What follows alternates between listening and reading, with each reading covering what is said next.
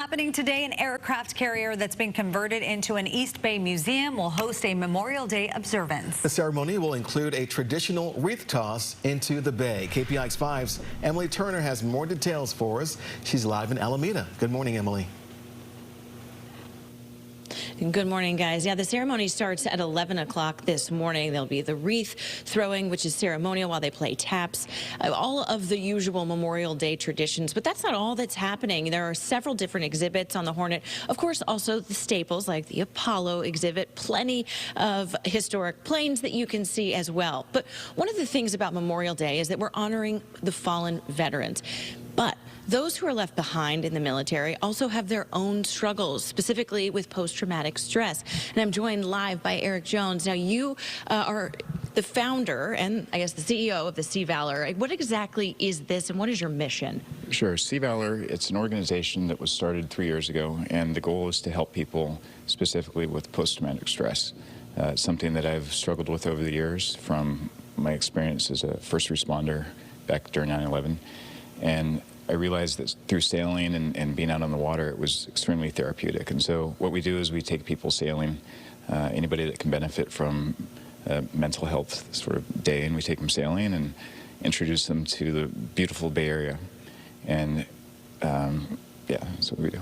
And you have a very interesting story about how all of this came to be. What was the origination story for Valor?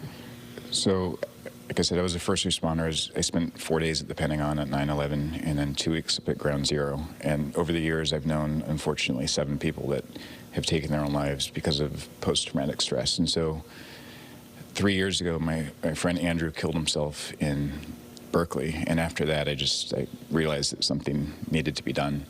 And certainly the veteran suicide statistics, I believe it's around 22 veterans a day take their lives, and that number is just unacceptable. And we as a country and communities really need to be doing more to address these issues and to try to help people so that we're not losing American heroes every day that just succumb to their own post-traumatic stress. Yeah.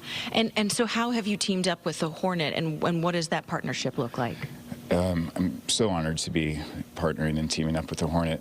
It came about last year, actually. I met Captain Emerson, and he and I had a good talk, and I think our goals are very much aligned. You know, certainly here on the Hornet, it's the ship full of heroes, and the docents and the people that come here and visit, and the people over the years that have served on this ship. And so to have this venue as a resource center, it has a factor that just an office building or something might not have. And one of the issues with post-traumatic stress is there is a stigma attached. And one of the things we're working on is figuring out ways to dispel that stigma so that people realize this is not something to be ashamed about or embarrassed or anything else. And so that's what we're working on now, is building this resource center to help people, not just veterans, but anybody in the community that has post-traumatic stress. Right, and so today, not just about those who have lost their lives, but also trying to prevent more lives from being lost. Again, all of this is happening here on the Hornet. If you want to come to the celebration, again, that starts at 11, but the museum is open all day. In Alameda, Emily Turner, KPIX 5.